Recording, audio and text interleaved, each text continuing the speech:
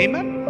Napakarami nakikipag-away sa internet. Makikita mo doon sa comment section, ang haba-haba ng thread. Ang tanong ko, is it worth it? Anong nakukuha nyo sa pakikipag-away sa internet, sa pakikipagdebate? Sumasakit lang yung loob mo. Tumataas lang ang presyon mo. Kung yung taong yan, minura ka, pinahiya ka, tama na.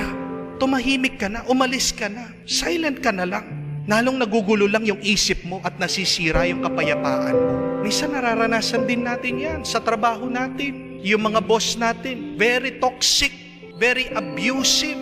Kung magsalita sa'yo, kala mo hindi ka tao. Hindi magandang trabaho yan. Hindi magandang environment yan. Mananatili ka dyan, may stress ka. Mananatili ka dyan, maaga kang tatanda. Mananatili ka dyan, agad kang mamamatay.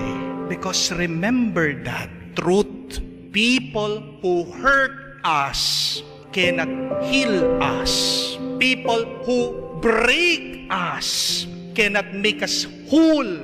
Winasak ka nga sinira ka nga Tapos babalik ka sa kanila para mabuo ka, para maging masaya ka. Hindi!